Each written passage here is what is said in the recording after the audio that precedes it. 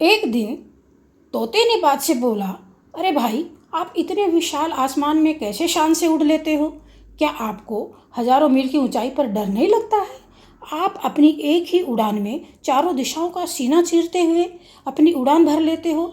आप हर रोज अपनी मंजिल तय करते हो, हवाओं से बातें करते हुए, ऊंचे ऊंचे पर्वतों को चीरते हुए अपना लक्ष्य तय कर लेते हो। भाई, इतना बड़ा जिगरा आप कहाँ से लाते हो?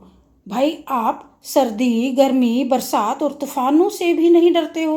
बेखौफ होकर हौसलों से तेज तूफानों में भी अपनी डगर भर लेते हो। घनघोर घटाओं में और तेज आंधी तूफानों में जब सारे पशु पक्षी अपने अपने आशियानों में छुपकर आराम करते हैं, उस समय आप हौसलों की ऊंची उड़ान का मजा कैसे ले लेते हो? भाई, आज मुझ पर थोड़ा रहम करो और ये राज मुझको बतला दो, आपकी उड़ान में क्या गहरा राज है? बाज ने तोते से कहा कि ये तेरे बस की बात नहीं है। मैं अपने सारे राज तुझे बता तो दूं, पर इस तरह तूफानों में, पर्वतों पर, रेगिस्तानों में उड़ने की तेरी औकात नहीं है। एक हल्का सा हवा का झोंका आने मात्र से तो तू राम राम चिल्लाने लग जाता है। अगर तेरे को तूफानों में धरातल दिखाई नहीं देगा तो तू डर के मारे मर जाता है।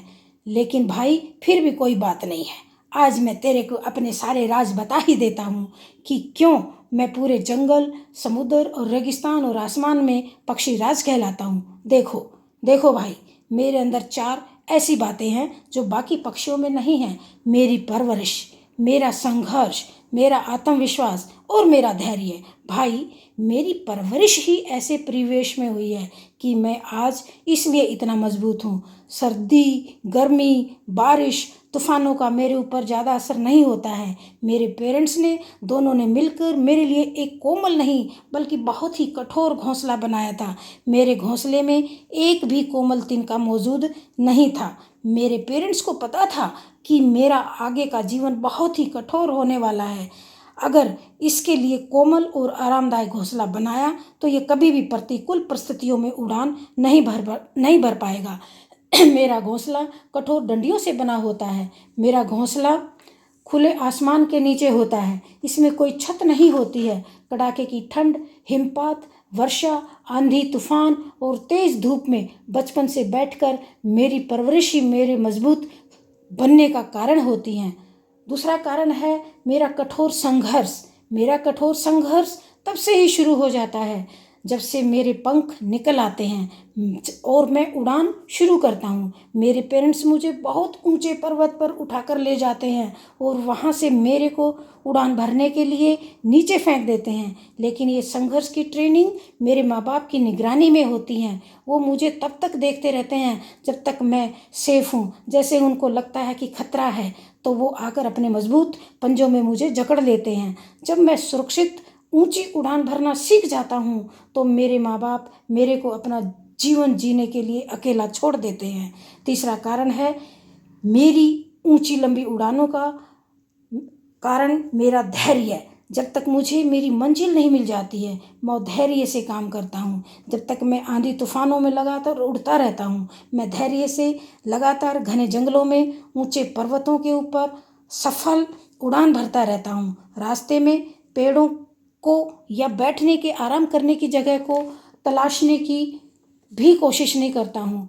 किसी भी गलत बात का तुरंत पलटवार नहीं करता हूँ। दुश्मन चाहे मुझे कितना ही इरिटेट करे, मुझे कितना ही नीचे दिखाने की कोशिश करे, वार करने का सही समय देखकर वार करता हूँ। फिर चाहे मेरा दुश्मन कितना भी कमज़ोर क्यों ना हो। जैसे कौवा मेरे को मूर्ख समझकर मेरी पीठ पर बैठकर सवारी करता है और ऊपर से मेरी कमर पर अपनी चोंच से भी बार बार वार करता है, लेकिन मैं उसको कुछ नहीं कहता हूँ। धैर्य से उड़ता रहता हूँ और इतनी ऊंचाई पर चला जाता हूँ जहाँ कौवे ने कभी सोचा भी नहीं होगा और उसका नीचे आना भी संभव नहीं होगा। वे घबराने लगता है और किसी पेड़ या बैठने की जगह तलाशने की कोशिश करता है, लेकिन मैं तो हवा से बातें करता हुआ आसमान की ऊंचाइयों को, बुलंदियों को नाप रहा होता हूँ। जब कौवे का मन घबराने लगता है, दम घुटने लगता है और मन में मौत का खौफ दस्तक देने लगता है तो फिर कौवा घबरा कर सीधा नीचे छलांग लगा देता है।